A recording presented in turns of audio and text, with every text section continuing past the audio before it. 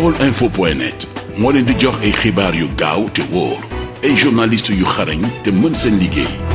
baolinfo.net, le portail du Baol sur le web. baolinfo.net mën ngeen a abonné sunu chaîne YouTube Baol Info ngir ngeen di man di jot bépp xibaar bu ñu dugal. En janvier 2018, 600 loges maçonniques louées fii hôtel King Fahd Palace les 2 et 3 février 2018. Jamra tamit daal di alerté doole ji gën a yaatu daal di am benn kuréel boo xam ne ñoom it Oustaz Makhtar Sarr ñoo ko jiite ñoom it Ababacar Boub ak ñeneen ñu daal di créer benn coalition bu rëy non à la franc-maçonnerie ñu def conférence de presse ne du fi amee di état bi xamee ne mën na indi dérapage mu daal di jox ordre Alioune Badara Samb le préfet de Dakar mu daal di def benn arrêté préfectoral en date du 31 janvier 2018 ñu daal di arrêté congrès franc-maçon bi après hôtel King Fahd Palace delloo leen seen xaalis après ñu toxal ko yóbbu ko Pointe Noire sa Congo gars yi ne gars yi nañ leen ma ne de bu leen gaawtu saay du bàyyi day reculer pour mieux sauter le 5 fële ci hôtel Savana joxe woon naa date ak tur ak yëpp alors ñu daal di yëg loolu daal di ko toxal waaye jataay ba mujj na am jataay ba la ko taxoon a jóg mooy le grand maître mu di maître Yérim Thiam mandaawam dafa jeex mu am ku ñuy wax Charles Médor moo ko waroon a wuutu alors si seen jataay boobu nag Charles Médor wuutu ba tax nag ki ñuy wax Charles Médor léegi mooy xalif général kullu franc-maçon fii ci Sénégal voilà kooku nag moo woote seen assemblée générale bu mag bi war a am le 16 ak le 30 waaye ñu ngi koy defee fii ci Ngar lañ koy def alors ñun nag suñu devoir def nañ ko alerté nañu ndax loge maçonnique bi nga xam ne moo leen ngem di Grand Orient de France du ay nit ñu baax ay xeexkatu diine lañ ñoom ñoo xeex France ba ñu interdire hijab le port du voile dans les établissements scolaires et dans l'administration Grand Orient de France ñoo xeex ba ñu daaneel minaret yi ñoom ñoo xeex ba ñu daganal France yàq biir di avortement ñoom ñoo xeex ba le 17 mai 2013 ci nguuru François Hollande daganal fa le mariage góor jigéen ak loge maçonnique boo xam ne yow ku mel noonu moo la ngemb loolu ñun luñ koy doyee loolu ñun nag def nañ suñu devoir léegi nag xalif généraux yeeg sénégalais yi la balle est dans leur camp.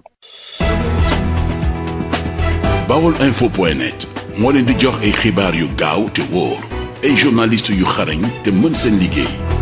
baolinfo.net, le portail du Baol sur le web. baolinfo.net mën ngeen a abonné sunu chaîne YouTube Baol Info ngir ngeen di man di jot bépp xibaar bu ñu dugal.